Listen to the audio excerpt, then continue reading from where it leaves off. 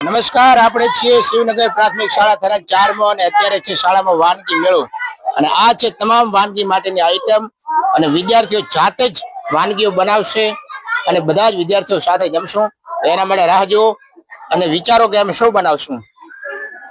મારી પાછળ વાનગી મેળા માટેની તૈયારીઓ થઈ રહી છે અને વિદ્યાર્થીઓ દરેક વિદ્યાર્થીઓ કંઈક ને કંઈક બનાવી રહ્યા છે. આપણે એવી ટુકડી પાસે મળીશું અને જોઈશું કે શું બનાવે છે. સરસ, શું બનાવો બેટા તમે? ભેળ બનાવો એમ? બરાબર. પછી તમે શું કામ કરી રહ્યા છો? ટમાટા કાટો છો. શું પ્રોસેસ છે ભેળ બનાવવાની? આમાં ડુંગળી બધું મિક્સ કરી અને તેમાં સોસ નાખીને હલાવીને તેથી ભેળ તૈયાર થશે. ટેસ્ટી. સરસ. તમારો શું રોલ રહેશે? ખાવાનો? તો આમની કારીગરી જુઓ તમે. ક્યાંથી શીખ્યા તમે આ? ઘરેથી કોણ બનાવે આવી રીતે? પપ્પા, મમ્મી? તારા મમ્મી પપ્પાને કીધી ક્યારેક બનાવે? હો, સરસ. સ્ટોપ કર્યો ને? એવી ટીમ પાસે આવી ગયા છીએ, જોઈએ એ લોકો શું કરી રહ્યા છે. કેમ છો બધા? મજામાં. તો શું બનાવો છો અત્યારે? પાણીપુરી. વાહ. શું શું આમાં આવશે પાણીપુરીમાં? પાણીપુરીમાં આવશે સરસ મજાની સ્માઈલ. જો કેવી સ્માઈલ મારે. સરસ. આને શું કહેવાય? ફુદીના કહેવાય. પછી બીજું શું શું આવશે જરા જણાવો તો. અમારા ડુંગળી, બટાકા, મરચા બધું આવશે. ટેસ્ટી પાણીપુરી. બરાબર ને? તમે સરસ છો, પાણીપુરી સરસ બનશે. સાચી વાત? સરસ. તો મારા હાથમાં છે સરસ મજાનું ગાજર અને ગાજરની એક આઈટમ આપણે જોવા જઈ રહ્યા છીએ, ગાજરનો હલવો. સરસ. તો કામગીરી ચાલુ જ છે. શું બનાવશો તમે? ગાજરનો હલવો. અને આ છીણવાની કામગીરી તમે જુઓ ખાલી કેવી જોરદાર. સરસ. ને તમે આ શું લઈને બેઠા? ગોટાનો આટો અને ધારિયા ગાજર વગેરે. શાના માટે આટો લીધો છે? ગોટા બનાવવા માટે. ગોટા. જે ખાય ગોટા એના પેટ થઈ જાય મોટા. બરાબર. અને ગાજરના હલવામાં મરચા શાના માટે લાયા? મરચા ગોટા. વાહ. સરસ. તમે આના પહેલા ક્યારે હલવો બનાવેલો? હા. વાહ, સરસ કહેવાય હો ભાઈ. અને હલવામાં શું શું આઈટમ જોઈશે? ડુંગળી, મરચા, દૂધ.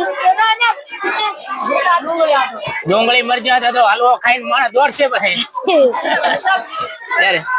આમાં સાહેબ દૂધ, ચીની અને ગાજર. બરાબર. છે બનાવવાનો હલવો. સરસ. તો હલવો બનાવો, હું ખાવા માટે તૈયાર થઈને આવું. બરાબર. સરસ. Thank you. ચલો, તો હવે આપણે એક નવા મિષ્ટાના કારીગરો પાસે જઈએ. Are you ready? ચલો. સરસ. અહીં હલવાના કારીગરો બેઠા છે મારી સાથે. શું બનાવો છો વિવેકભાઈ? ગાજરનો હલવો. બીજા કોણ કારીગર કોણ છે તમારી સાથે? રાજભાઈ, ભરતભાઈ, હિતેશભાઈ. આ કારીગર છે, જો છીણી રહ્યા છે હલવો. કઈ રીતે બનશે? આનો મેઇન કારીગર કોણ છે? કારીગર મીઠાઈ બનાવવામાં પરફેક્ટ છે પણ થોડા શરમાય છે. એટલે હલવો ખાશે ને પછી શરમ જતી રહે છે. પછી જો કેવા કારીગરો ખીલે. બરાબર. મેઇન કારીગર પોતે. અને આ શું કરો રહ્યા તમે? ગોટા પણ બનાવશો? સરસ. તો ગોટા ને હલવો ખાવા માટે તૈયાર. બરાબર ને? જે ખાશે ગોટા એના પેટ થઈ જશે મોટા.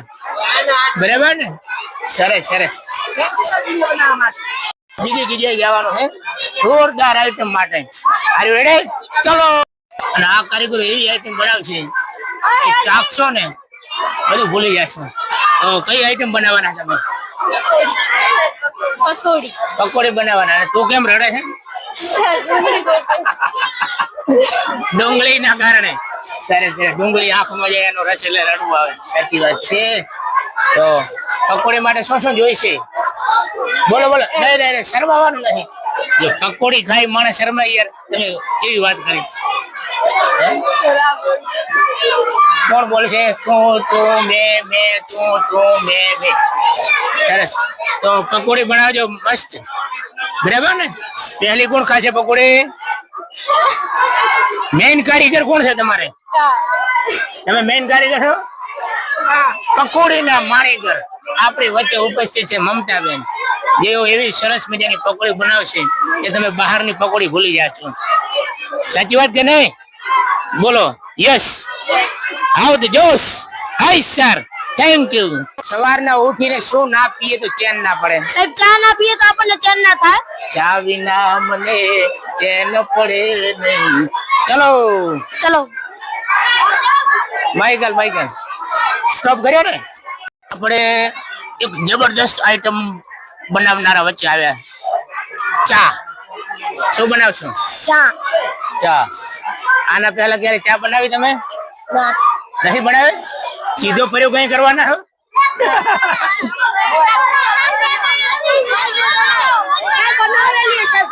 ઘરે બનાવે છે? સાહેબ અમારે ઘરે બનાવેલી છે. સરસ. તો ચા માટે શું શું જોઈએ? ચાયની પત્તી, ખાંડ, પછી સાહેબ આદુ, દૂધ, પછી સરસ. તો ચા માટે દૂધ ને આવું બધું જોઈશે.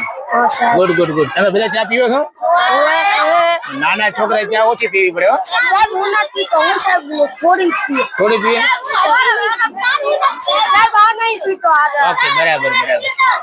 તો ચા તૈયાર થઈ રહી છે. ચા વિના મને ચેન પડે નહીં, અને જગત લાગે મને ખોટું રે. ચા વિના મને ચેન પડે નહીં. સાચી વાત? ચલો. આજના સમયમાં છોકરાને બહારનું બહુ ભાવે, અને એવી એક આઈટમ હવે તો ઘરે પહોંચી ગઈ છે. એનું નામ છે મેગી. તો મેગી જોવા જઈએ ચાલો.